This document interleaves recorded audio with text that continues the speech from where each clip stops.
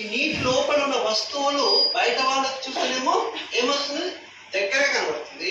నీటిలో ఉన్నటువంటి చేపలు ఒకవేళ జాలలో చూసినప్పుడు ఇక్కడ చేప ఉంది, ఫిష్, ఇది ఫిష్ లాంటిదే, ఫిష్ ఉంది.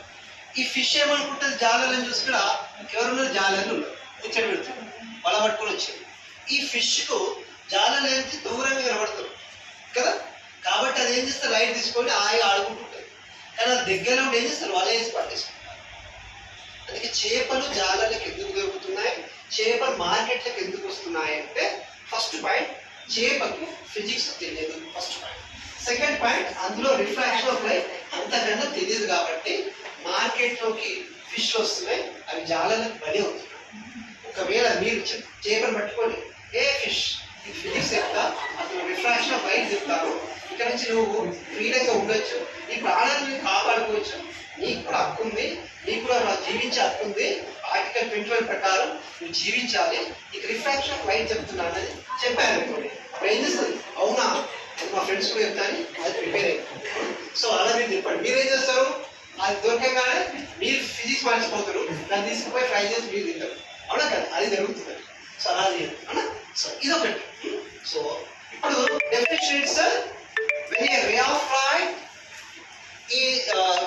of light travels from rarer medium to denser, వినండి ఒకసారి చూడండి, డయాగ్రామ్ చూడండి.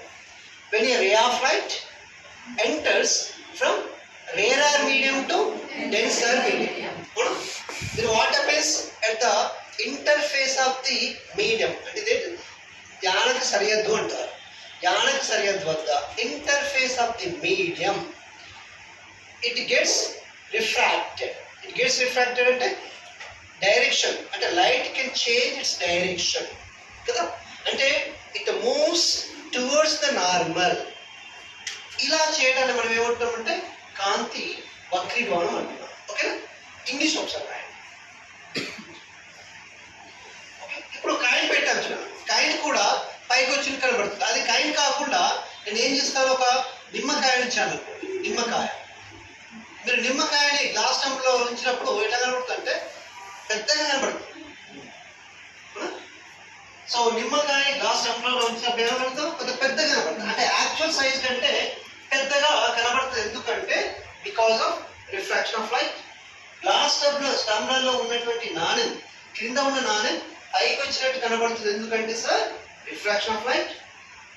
నెక్స్ట్ గ్లాస్లో కానీ గిన్నెలో స్పూను ఉంచినప్పుడు క్రింది భాగం బెంట్ అయినట్టు కనబడుతుంది, ఎందుకు sir refraction of light. Next చెరువులో ఉన్న చేప జాలర్లకు ఎలా కనబడుతుంది, దగ్గరగా కనబడుతుంది, కారణం రిఫ్రాక్షన్ ఆఫ్ లైట్. చెరువులో ఉన్న చేపకు జాలర్లు దూరంగా కనబడతారు, కారణం రిఫ్రాక్షన్. ఇలా స్టేట్మెంట్స్ ఇచ్చి కూడా క్వశ్చన్స్ అడిగే అవకాశాలు ఉంటాయి. ఇప్పుడు ఇంకొక క్వశ్చన్ ఏంటి ఇక్కడ అబ్జర్వ్ చేయాలి సార్, ఇక్కడ రేరార్ మీడియం నుంచి గాలి నుంచి నీటిలోకి కాంతి కిరణం వచ్చినప్పుడు ఏమవుతుంది,